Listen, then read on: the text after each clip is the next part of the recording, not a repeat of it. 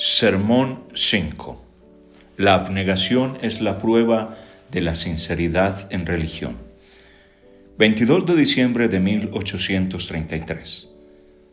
Por San John Henry Newman, cardenal y doctor de la Iglesia Católica. Ya es hora de que despertéis del sueño. Carta a los Romanos 13:11. Con sueño, San Pablo se refiere en este pasaje a un estado de insensibilidad hacia las cosas tal y como son realmente a los ojos de Dios. Cuando estamos dormidos nos ausentamos del mundo. Es como si ya no fuera asunto nuestro. El mundo sigue adelante sin nosotros, y aunque se altere nuestro descanso y alcancemos una ligera noción de la gente o de las cosas que pasan a nuestro alrededor, u oigamos alguna voz o frase, o veamos alguna cara, realmente no somos capaces de captar esos objetos externos tal y como son. Los hacemos parte de nuestros sueños, los contrahacemos y pierden su semejanza con la que realmente son. Ese es el estado de los hombres en lo que se refiere a la verdad religiosa. Dios es en todo momento todopoderoso y omnisciente. Habita en su trono del cielo, juzgando los corazones y los reinos, y Jesucristo nuestro Señor y Salvador está a su derecha, y 10,000 ángeles y santos le sirven contemplándole arrobados o cumpliendo misiones amorosas que unen este mundo de aquí abajo con la corte celestial de allá arriba, yendo de un lado a otro como en la escala que vio Jacob. La revelación de este mundo invisible y glorioso nos llega principalmente a través de la Biblia, en parte mediante el despliegue del mundo natural, en parte a través de las cambiantes opiniones de los hombres, en parte por las sugerencias del corazón y de la conciencia. Y todos esos medios de conocer lo invisible los recopila y combina la Iglesia Santa, que anuncia la buena nueva a toda la tierra y la aplica a cada uno de nosotros, bien porque nos la enseña directamente, bien porque su mismo modo de ser y actuar nos sirve de testimonio. Y así las verdades de la religión van circulando por el mundo como la luz del día, y a todo rincón y recoveco alcanza alguno de sus rayos benditos. Esa es la situación en una tierra cristiana. ¿Cuál es la situación de los que habitan en ella? La recuerda el texto citado: están dormidos. Mientras los ministros de Cristo usan la armadura de la luz y todas las cosas hablan de Él, ellos no andan como conviene a la luz del día. Hay muchos que viven por completo como si el día no brillara y permanecieran las sombras. Y la gran mayoría de la gente es insensible a las grandes verdades que se proclaman a su alrededor. Ven y oyen gente, como en un sueño, confunde la palabra de Dios con sus propias imaginaciones ociosas, y si se les despierta por un momento, enseguida recaen en el sopor. No quieren despertar, piensan que su felicidad consiste en seguir como están. Hermanos, no quiero decir que os encontréis en el profundo sueño del pecado. Ese es un triste estado en el que se encuentran solo unos pocos, al menos en este lugar.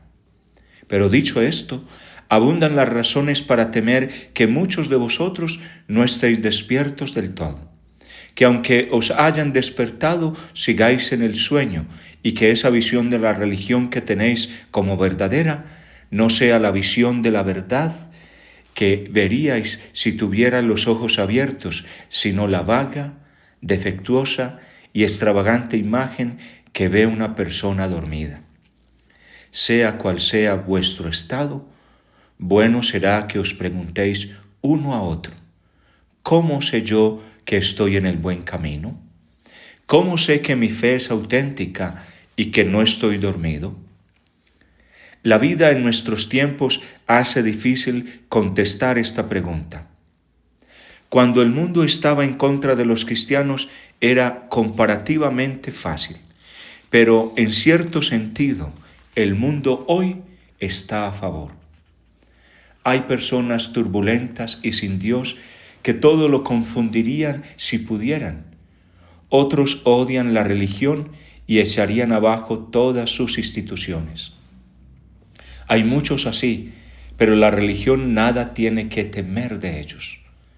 La verdad siempre ha florecido y se ha robustecido en tiempos de persecución. Lo que hay que temer es lo contrario, que gente de todas las posiciones sociales, la inteligencia y los poderosos del país se manifiesten a favor de la religión.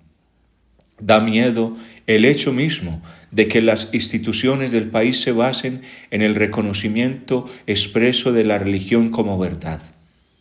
Quienes asentaron la sociedad sobre esos principios merecen que les honremos, y vituperio quienes han intentado y conseguido en parte remover fundamentos tan santos. Pero a menudo ocurre que nuestros más encarnizados enemigos no son los más peligrosos, y por otro lado ocurre que los más grandes dones pueden convertirse en ocasión de grandes caídas si no se actúa con prudencia. El peligro que tememos hoy es el de quien tiene una actitud favorable a la religión, pero está tan metido en sus asuntos temporales que le es difícil distinguir si realmente actúa movido por la fe o por el deseo de obtener ventajas de este mundo. A un hombre así no es fácil hacerle ver esta verdad ni acomodar su corazón al de aquel que desde su trono allá en lo alto juzga los corazones con sabiduría infinita. Atender a los deberes religiosos se ha convertido en una moda entre amplios sectores de la sociedad, tanto que para muchos esos sectores representan todo el mundo. De vez en cuando nos llevamos una sorpresa al ver que observan la oración familiar, leen la Escritura o se acercan a la comunión personas de quienes en principio no esperaríamos tales manifestaciones de fe. O quizá les oímos reconociendo en público las altas verdades evangélicas del Nuevo Testamento y apoyando a quienes las mantienen. En suma, declararnos discípulos de Cristo resulta beneficioso. Hay que señalar que, no obstante, esa declaración de celo por el Evangelio de parte de las personas respetables hoy día, hay motivos para temer que el objeto de ese celo no sea el auténtico Evangelio. Damos gracias a Dios cuando vemos personas tan ocupadas en tales actos de piedad. Sin embargo, hay motivos para sentirse a disgusto con la religión de nuestros días. A disgusto primero porque con frecuencia esas personas no son coherentes. Por ejemplo, no es raro que usen un lenguaje irreverente, que ridiculicen o tomen a la ligera las cosas sagradas, que critiquen a la Iglesia o digan cosas contra los santos de los primeros tiempos o incluso contra los siervos de Dios de que nos habla la Escritura. O siguen la corriente del mundo y obran como gente de la peor clase, incluso cuando no hablan como ellos. Hacen más caso de estos que de los ministros de Dios y son muy tibios, laxos y poco estrictos en materia de conducta, tanto que se diría que no se mueven por principios, sino solo por lo que en cada momento les conviene más. De todas formas, dejando a un lado el juicio que nos merecen esas personas y pensando de ellos todo lo bien que podemos, como es nuestro deber, si tomamos lo mucho que abunda esa gente como síntoma de todo un estado de cosas, debo decir que me resulta muy sospechosa una religión nacional u oficial. El Señor dijo, el camino es estrecho. Palabras que hay que interpretar con sumo cuidado, sí, pero con todo, el tenor del libro inspirado nos lleva a pensar que no serán recibidas de corazón por la mayoría y que van contra la opinión y el sentido de la gente y contra el curso del mundo. Y que aunque una persona las acepte, no deja de oponerles resistencia, porque el hombre viejo permanece dentro de él, casi en la misma medida que en cuantos no han aceptado esas palabras. La luz que brilla en las tinieblas es la señal de la verdadera religión, y aunque hay épocas en que surge un entusiasmo repentino en favor de la verdad, como San Juan Bautista, a cuya luz los judíos quisieron alegrarse por un momento, Juan 5:35, hasta el punto de que eran bautizados por él en el río Jordán, confesando sus pecados, Mateo 3:6. Esa popularidad de la verdad es sólo pasajera, tan rápido como aparece, desaparece, no crece, no dura. Solo el error crece a gran escala y es recibido de buen grado en los corazones. En su última epístola, San Pablo advierte contra la idea de que la verdad será realmente aceptada en el corazón, por mucho que así lo parezca externamente. Así le dice a Timoteo: entre otras profecías tristes, que los hombres malos y embaucadores irán de mal en peor, engañando a otros y engañándose a sí mismos. Segunda Timoteo 3:13. La verdad puede hacer que los hombres la profesen de palabra, pero cuando se pasa a los hechos, en lugar de obedecerla, ponen un ídolo en su lugar. Por todo ello, cuando en un país se habla mucho de religión y la gente pondera la general preocupación por lo religioso, las almas precavidas sentirán enseguida el temor de que en la práctica se esté honrando una verdad falsificada. Les dará miedo que se haya vuelto popular el sueño del hombre y no las verdades de la palabra de Dios, y que eso que la gente acepta no tenga en sí más verdad que la imprescindible para no repugnar ni a la razón ni a la conciencia. En suma, que Satanás transformado en ángel de luz, y no la luz misma, quien atraiga seguidores.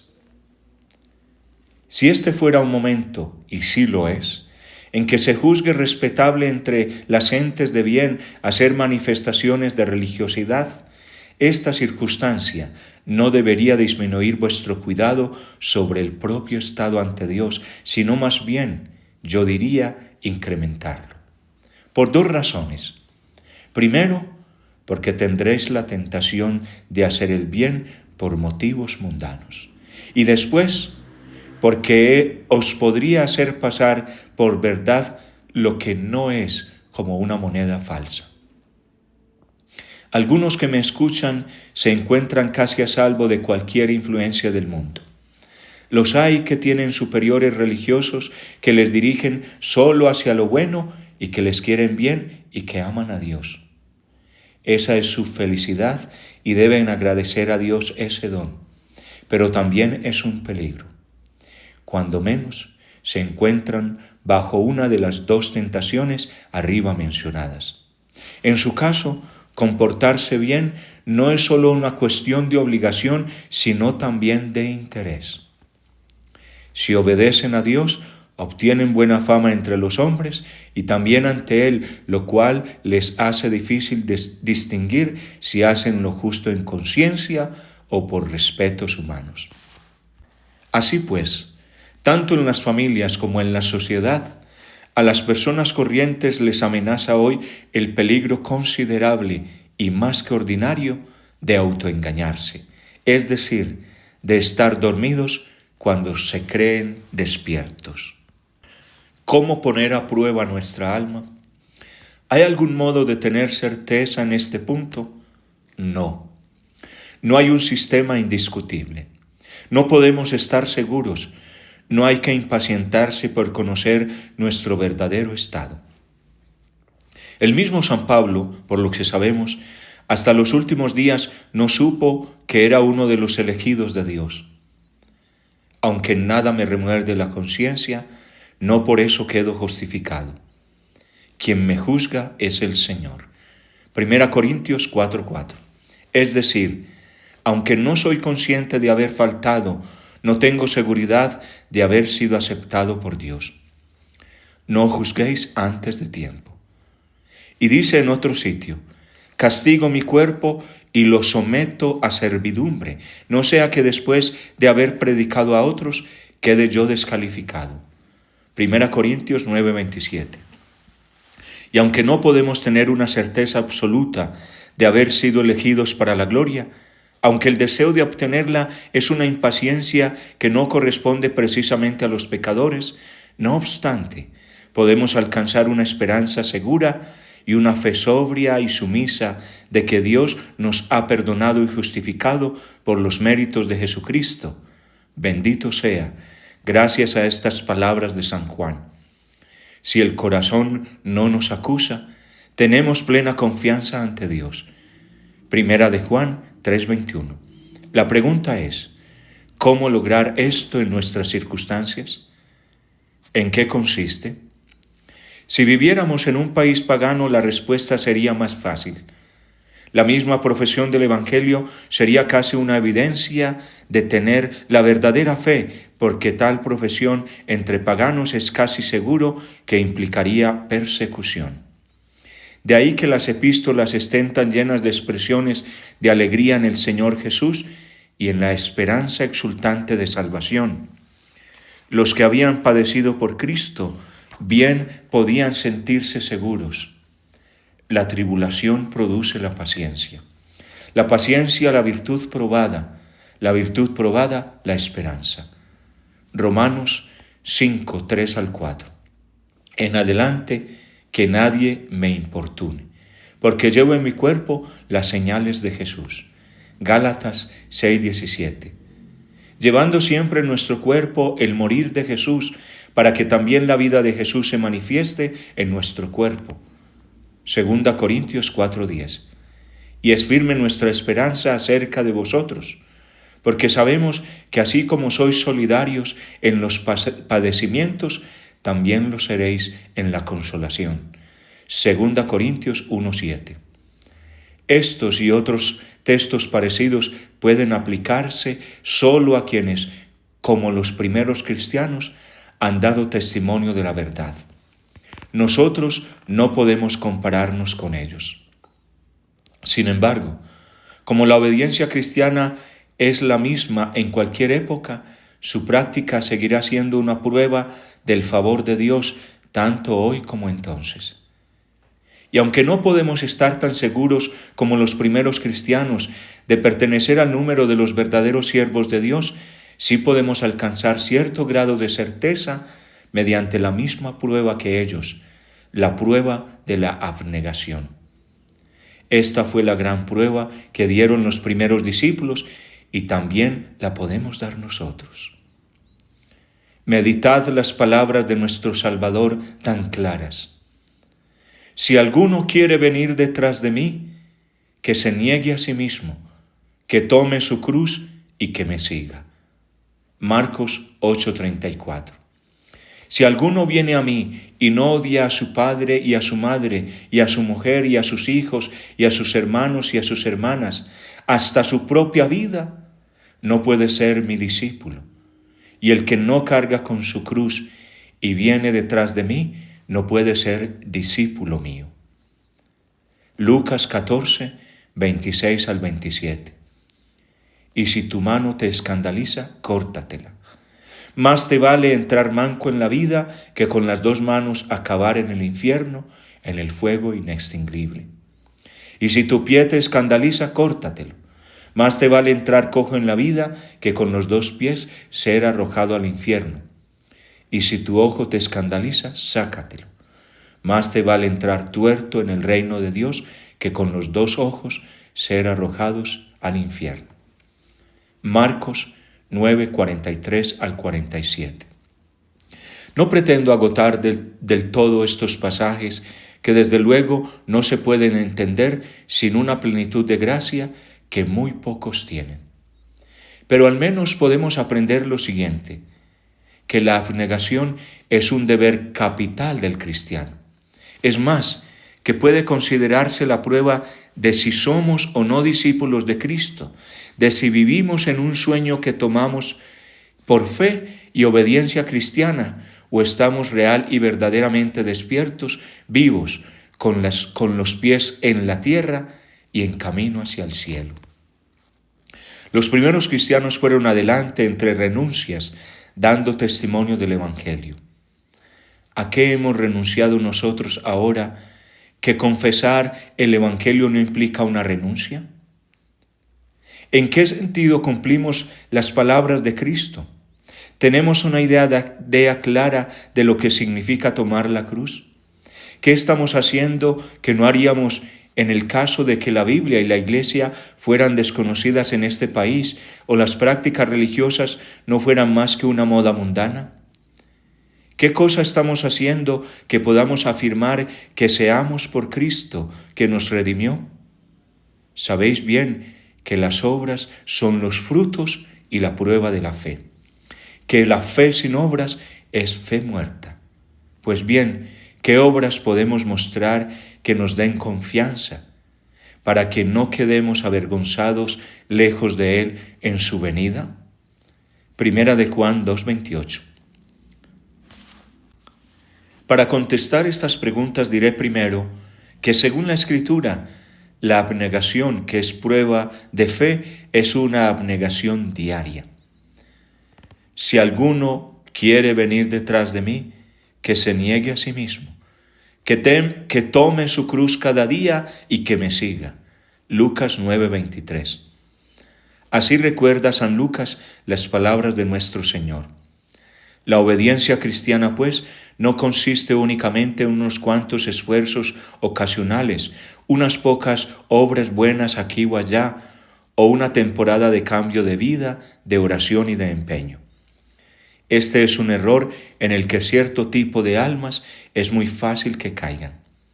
Es el tipo de obediencia que caracteriza a quienes el mundo considera un gran hombre, es decir, una persona con nobles cualidades, que de vez en cuando se comporta con heroísmo, que asombra y pone en vilo a sus espectadores, pero en su vida privada carece de solidez religiosa, no ajusta sus pensamientos, palabras y obras a la ley de Dios. Por otra parte, a diario significa que la abnegación que es agradable a Cristo consiste en cosas pequeñas. Esto es evidente porque la ocasión de grandes renuncias no se presenta todos los días. Así que tomar la cruz de Cristo no es un acto trascendental que se hace de una vez para siempre. Consiste en la práctica, una y otra vez, de pequeños deberes que no nos son agradables.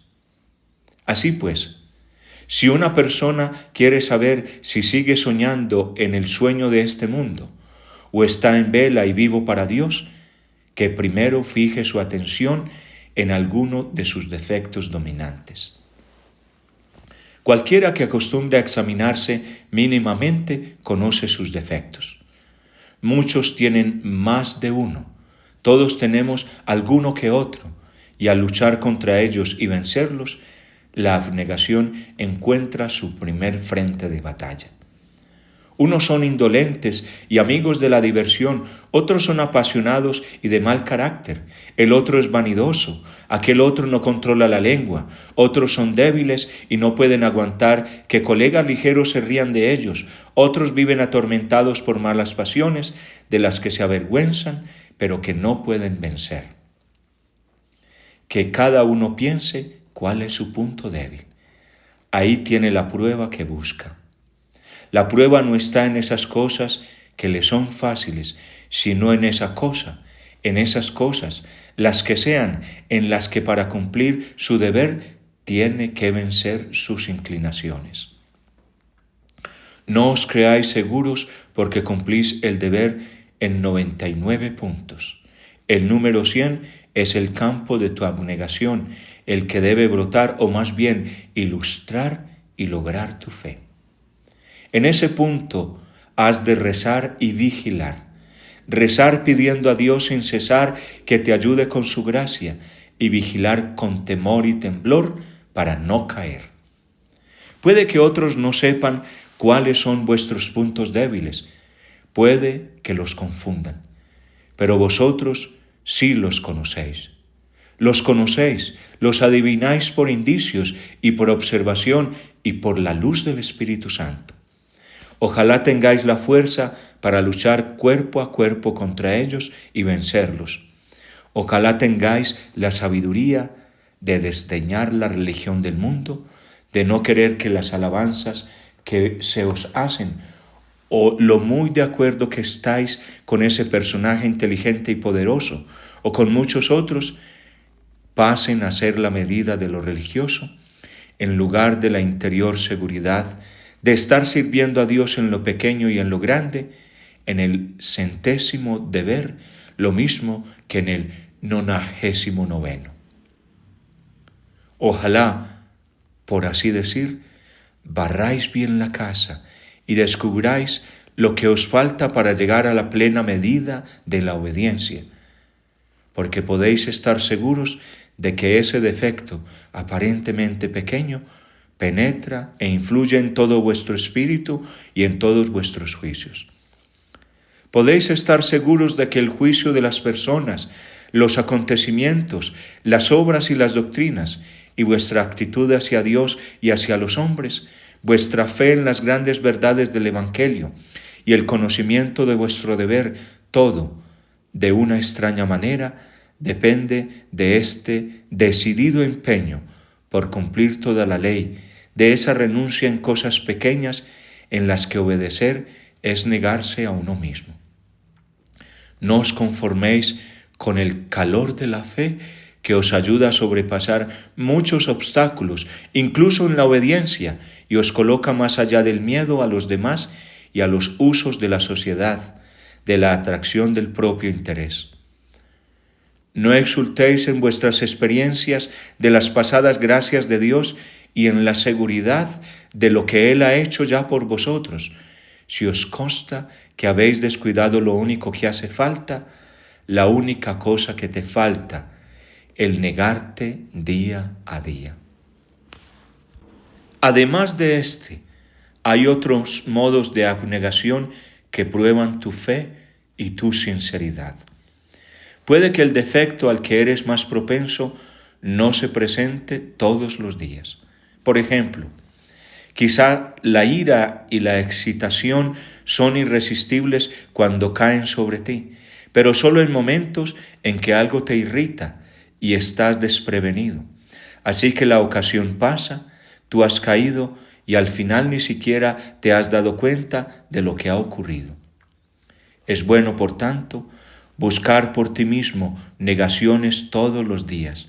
Y esto porque nuestro Señor te manda tomar tu cruz de cada día, porque así das prueba de sinceridad y porque al hacerlo fortaleces tu autodominio y obtendrás un control habitual sobre ti mismo que será una defensa bien preparada para cuando llegue el momento de la tentación. Ponte en pie por las mañanas con el propósito de que con la gracia de Dios el día no pase sin algún renunciamiento en placeres y gustos sin importancia, si no hay ocasión de enfrentarse al pecado. Que el mismo levantarte de la cama sea un renunciamiento, que tus comidas sean un renunciamiento. Proponte ceder ante los demás en cosas sin importancia, cambiar tu modo de ser en cosas menores, tomarte molestias sin descuidar tus deberes antes que quedarte ese día sin tu disciplina. Es el método del salmista que, según dice, es el golpeo cada día y castigado cada mañana. Salmo 73:14. Es el método de San Pablo que se dominaba. Castigo mi cuerpo y lo someto a servidumbre. 1 Corintios 9:27. Este es un gran efecto del ayuno. Alguien puede preguntar, ¿cómo saber si lo que hago es sincero? Yo le diría, haz algún sacrificio, haz algo que te contrarie, algo que no estés obligado a hacer siempre que sea algo bueno, para hacerte ver que amas a tu Salvador con obras, que aborreces el pecado, que aborreces tu debilidad, que has dejado de lado las cosas de este mundo. Así tendrás hasta cierto punto una prueba de que no estás solo usando palabras. Es fácil hacer profesiones de palabra, fácil decir cosas bonitas oralmente o por escrito, fácil dejar a la gente asombrada con verdades que desconocen y sentimientos que se elevan por encima de la naturaleza humana. Pero tú, siervo de Dios, apártate de esas cosas, ve tras la justicia, la santidad, la fe, el amor, la paciencia, la mansedumbre. No prodigues palabras, haz que cada una de ellas se pongan en práctica y así, purificado de toda suciedad de la carne y el espíritu, sé perfecto en santidad y temor de Dios. A veces en el sueño movemos los brazos para comprobar si dormimos o no y si nos despertamos. Así se mantiene despierto el corazón. Pruébate a diario en cosas pequeñas, así verás que tu fe no es un engaño. Sé bien que es dura esta doctrina. Es dura también para aquellos que la comparten y dan lecciones sobre ella. Somos tan imperfectos los hombres, hay tal cantidad de incoherencia hasta en el corazón y en la vida de las personas más santas, que el arrepentimiento permanente tiene que ir siempre de la mano con el empeño por cumplir lo que agrada a Dios. Nos hace mucha falta que la gracia de la sangre de Cristo nos limpie de las culpas en que incurrimos a diario, y nos hace mucha falta la ayuda del Espíritu que se nos promete. Sabemos que Él dará todas las gracias de su misericordia a sus siervos verdaderos, pero también sabemos que no otorgará el poder de creer en Él y la bendición de ser uno con Él a quien no esté tan dispuesto a obedecerle como si dependiera de sí mismo para salvarse.